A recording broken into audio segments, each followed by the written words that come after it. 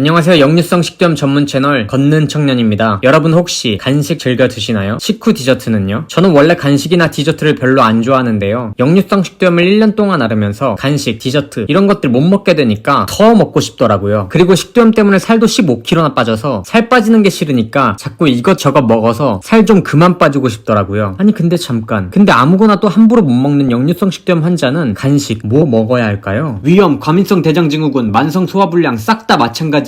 종류별로 나눠서 가보겠습니다. 첫 번째, 과자류. 우선 역류성 식도염 환자는 밀가루 음식을 피해야 합니다. 왜냐? 밀가루에 포함되어 있는 글루텐이라는 단백질이 우리 몸에서 소화가 진짜 정말 안 되거든요. 우리 몸에는 이 글루텐이라는 단백질을 분해할 수 있는 효소가 굉장히 제한적으로 있고 또 이 글루텐이 우리 몸에 들어오면 위장벽에 달라붙어서 잘 분해되지가 않습니다. 왜 그 밀가루 반죽에 끈적끈적한 성분 있잖아요. 그게 우리 소화기관 벽에 달라붙는다고 생각하시면 됩니다. 그래서 우리는 밀가루로 만들지 않은 과자를 먹어야 합니다. 대표적으로 쌀과자나 감자 전분, 고구마 전분, 옥수수 전분으로 만든 과자가 있겠죠. 뭐 이런 쌀과자나 감자칩, 고구마 말랭이, 옥수수 과자 같은 게 있습니다. 저는 개인적으로 삿도밥을 많이 먹었습니다. 광고는 아닙니다. 두 번째, 빵류. 앞서 과자에서 말씀드린 것처럼 빵도 마찬가지입니다. 어지간한 빵들은 다 밀가루로 만들잖아요. 그래서 밀가루로 만들지 않은 것들을 찾아 드셔야 합니다. 그래도 요즘엔 자극적인 음식이 많이 나오고 있는 만큼 그와 정반대되게 비건 베이커리도 많이 나오고 있으니까요. 비건 진짜 맛있어. 쌀가루로 만든 빵만 취급하는 빵가게도 있고 많은 프랜차이즈 빵가게들도 쌀을 주 원료로 해서 만든 빵들을 많이 판매하고 있습니다. 인터넷에 비건 빵이라고 검색만 해도 많이 나오고요. 클릭 한 번이면 쉽게 택배로 시켜 먹을 수 있습니다. 근데 아무리 쌀로 만든 빵이더라도 생크림이 과도하게 올라가 있거나 다른 토핑 재료들이 자극적이고 위산 분비를 촉진시킬 수 있는 재료들이라면 말짱 도루묵이겠죠. 저는 개인적으로 빵은 정말 증상이 많이 좋아지고 난 뒤에야 먹었고요. 그래도 제가 가끔씩 즐겨 먹었던 건 쌀로 만든 식빵이나 오뚜기에서 만든 쌀 핫케이크 믹스입니다. 광고 아니고요. 되게 기본적인 빵들인데 아무래도 식단 관리를 평소에 계속하고 있다 보니까 입이 정말 깨끗한 상태라서 사실 어떤 빵을 먹어도 맛있더라고요. 빵은 사랑이야. 세 번째, 과일. 간식하면 역시 과자나 빵 말고 건강한 과일이 최고죠. 개인적으로 과자나 빵 말고 과일을 드셨으면 좋겠습니다. 정말 제발요. 제 소원입니다. 진짜 과일이 몸에 좋아요, 여러분. 제발 과일 드세요. 물론 과일도 아무거나 드시면 안 됩니다. 위에 자극이 될 수 있는 신 종류의 과일은 피해 주셔야 합니다. 대표적으로 레몬, 오렌지, 자몽, 파인애플, 블루베리 같은 과일들이 있죠. 그렇다면 역류성 식도염 환자는 무슨 과일을 먹어야 하냐? 대표적으로 바나나가 있고요. 식이섬유가 풍부하고 소화를 돕는 과일들이 좋습니다. 메론, 수박, 복숭아, 배, 감. 저는 개인적으로 바나나가 계절을 안 타고 저렴하게 먹을 수 있어서 바나나를 정말 많이 먹었습니다. 여기서 팁을 하나 알려드리자면 바나나 그리고 기타 등등 과일들을 갈아 드시는 분이 꽤 많은데요. 가급적이면 갈아서 드시지 마시고 그냥 섭취하시는 걸 추천드립니다. 갈아서 먹으면 간편하긴 하지만 그만큼 과일에 포함되어 있는 식이섬유 비율이 줄어들게 되고 당이 높은 과일들은 빠르게 혈당을 상승시킬 우려가 있습니다. 급격한 혈당 상승은 위산 분비량을 증가시키고 식도 괄약근을 이완시킬 수 있죠. 그래서 그냥 과일은 갈지 말고 드시는 걸 추천드립니다. 물론 이것도 개인차가 있을 수 있긴 해서 갈아 드시는 게 편한 분은 그렇게 드시면 되고요. 네 번째, 그 외의 것들. 앞서 말씀드린 것들 이외에 기타 몇 가지를 알려드려 볼게요. 견과류. 견과류는 지방 함량이 높은 것들이 많아서 적극 권고해드리진 않지만 그래도 아몬드, 호두, 땅콩 같은 견과류를 소량 드셔주시는 건 괜찮습니다. 견과류는 기본적으로 식이섬유, 단백질, 오메가3 같은 영양소가 풍부한 좋은 간식이니까요. 같은 맥락으로 깨끗한 재료로 구성되어 있는 에너지바도 소량 드시는 건 괜찮습니다. 떡은 기본적으로 쌀가루나 밀가루 같은 가루들을 압착시켜서 만든 간식이기 때문에 밀도가 굉장히 높습니다. 그래서 소화가 어려울 수 있는데요. 그렇기 때문에 비교적 소화가 잘 될 수 있는 떡을 드셔주시는 게 좋습니다. 너무 자극적이지 않고 밀도가 좀 낮은 떡들이죠. 예를 들어 백설기, 보리떡, 시루떡, 송편 같은 것들이 있죠. 그냥 딱 먹었을 때 쫀득쫀득한 떡은 밀도가 높고 소화가 어려울 수 있다고 보시면 됩니다.